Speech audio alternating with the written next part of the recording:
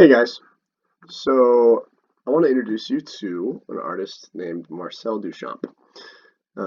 He was really a smart guy, actually, is where I'm going to start, because he was able to encapsulate both sides of his mind into his art and express himself both analytically and artistically. But you guys have seen this guy before. Matt's shown some of his work multiple times up on the board. He's a pretty famous guy, but what he did was basically do whatever he wanted.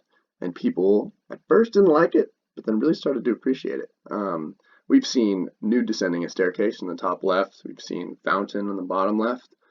We've seen that five-way portrait of himself, as a self-portrait, where he's captures all angles and all perspectives of himself in the middle there, and the Mona Lisa with the mustache in the bottom, and then he started making um, sculptures.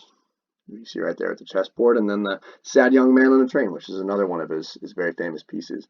And what he really loved to do was capture this movement, this four-dimensional, or you want to call it parallelism, movement on a two-dimensional piece of paper, which is not an easy thing to do.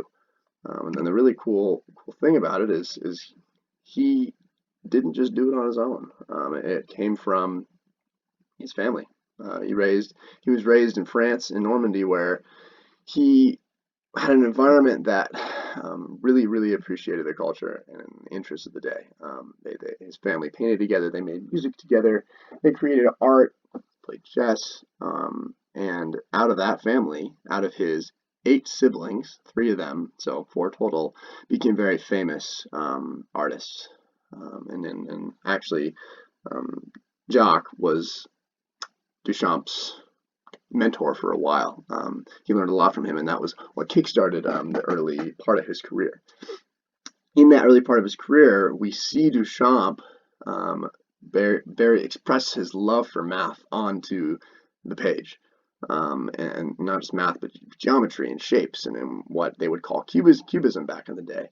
Um, and he threw it onto a piece of paper where you look once, you see one thing, you look again, and you see something completely different. And he absolutely loved that. He he really didn't want people to just see something. He wanted them to think about it. He wanted them to challenge their mind where they could stare at it for hours. I'm assuming he did a lot of that himself. People consider him, a part of this as part of the Cubist movement or the Post-Impressionist movement, but Duchamp really did not associate himself with any of those movements. He When people would say, he's a part of this, part of that, it's everyone else saying it. He never, got up on his podium and said, I identify with this movement and I paint everything like that. He just did whatever he wanted. And often he found himself putting out pieces of art that were decades ahead of its time. And the artists that his friends and his groups that he was with, they really appreciated that. And they loved it and they supported him. But a lot of the upper class members of society that were buying his art and collecting his art, they didn't really at all. Actually, many times we see that they banned it, didn't accept it into their exhibitions and whatnot. But really, that didn't faze Duchamp at all. He just did what he did.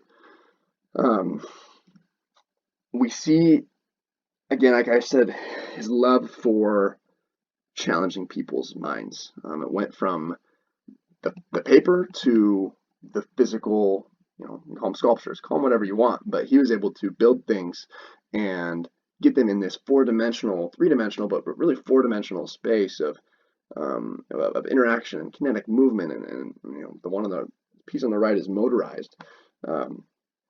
And you'll see throughout this presentation where that really went. This right here, his large glass, it's called The Bride Stripped Bare by Her Bachelors, which I would not expect that, at first glance to be the title of it, but it is, and if you look close enough, you can dive into this and see what that means and why he named it that. But what this did, it was a 15-year project for him, and it shows just about everything that he loved, and he got to be able to put it all into this big piece of glass, and it's been showcased in museums for a very long time. But it just shows his attention to detail and his way to capture 3 dimensions and 4 dimensions, in a 2-dimensional space. But you see it from both sides. So talk about perspective shift, right? You can really, really appreciate what he appreciated when you look at that. So we went from this, we're going to call it cubism. Again, he didn't identify with it, but he was doing the same things around the similar time. But he went from that to expressing his geometric shapes in completely different ways, in these sculptures where he sat above, I think it was like a meter above a piece of paper and dropped a thread, 3 different times. And then he took that thread, traced it out on a piece of wood, put it in a croquet set, and that was it. This is the result. Don't really know how it was accepted during the day. It wasn't accepted very well until people started putting it on showcases and the art world did its thing. We've seen the bicycle wheel in class. You can't ride the bike, you can't sit on the stool, but it's art, and it's very high valued and highly acclaimed. And like I said, he was way ahead of his time when it came to something like this, because the Dada people loved him. He never really considered himself a Dadaist, but I mean, the Dadas they credit him with kind of kickstarting their whole thing. This urinal, fountain, was one of his pieces that he put out there, and the current art exhibitions they didn't want it. They sent it out. They said, no, this is not art. What are you talking about? And it pissed everybody off, and all the people that supported him, and so then eventually got into our exhibition and sold for a lot of money. But he was really all about anything goes, anything and everything goes, which is just kind of unheard of before the 1970s, when we were in the middle of all those movements. I was able to sit down with a friend and interview. He is Dr. John Olbrantz. He's the founding director of the San Jose Art Museum, the Bellevue Art Museum. Right now he's the director of the Holly Ford Art Museum at Willamette University. He's been there for 22 years. Very smart guy. Loves his art. And when I asked him to tell me a little bit about Duchamp, he just raved about him. He said, "Oh my gosh, he never fit into any of the movements that people thought he was in, and he just did his own thing, and people loved that, and they love him even more after he passes away."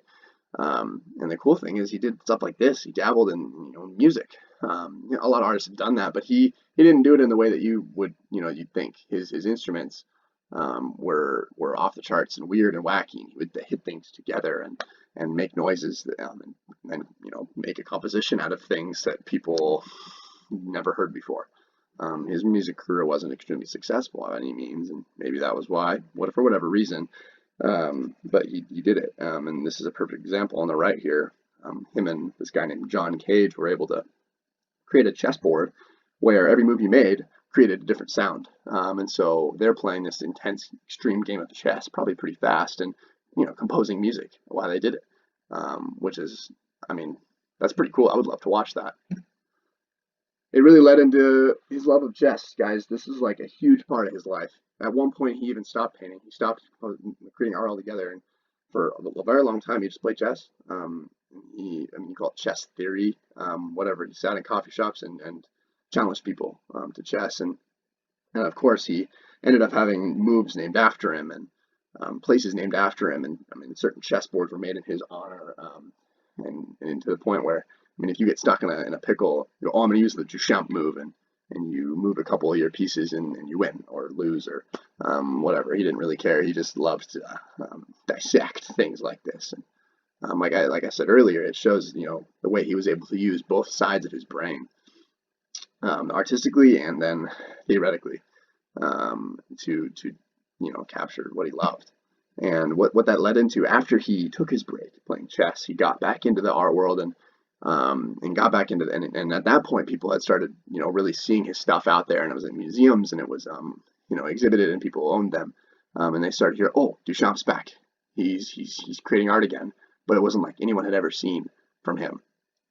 He created exhibitions and installation art, one would call it, where you walk in and you're in the art, you are part of the art. What this did was showed off his love for those, I keep saying it, the love for texture and perspective and movement. And he actually got to make things move. He built stuff that moved and you could touch and interact with, and it brought everything together towards the end of his life.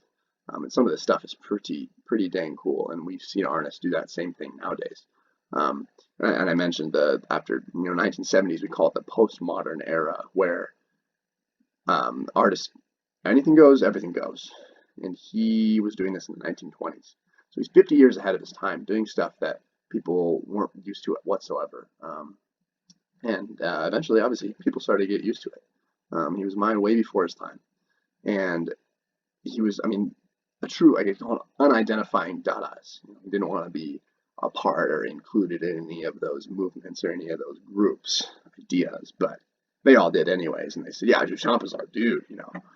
But he said he just did his own thing. He apparently sat in his studio a lot, and just tinkered away and made stuff and put them out. And he was all about, not necessarily doing art just to do art and, to make the money or anything like that. He was really just doing it because he loved it. And you can really see that in a lot of the stuff that he does. After he died, this was in 2004, his his fountain was sold for almost $2 million. And then his highest grossing piece that was sold at an auction after he passed away was almost $2 million. And literally all he did, these are called found objects, right? He found this perfume bottle, he put his pseudonym picture on there, it's him as a lady, and it sold for $12 million. And because whoever bought it believed that he pioneered this whole new era of art. This guy was really interesting, really cool man. And I mean, what he did, some would say he's the greatest artist to ever live, and some would say he just takes pieces of trash and puts them in a art show and suddenly makes a bunch of money.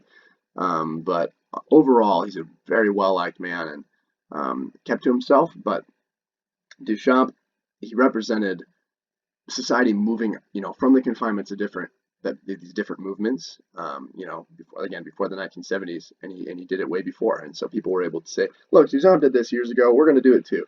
And now we live in the postmodern era where that's just completely accepted. So a truly awesome guy, and you can see it in all of his works. So thanks, guys.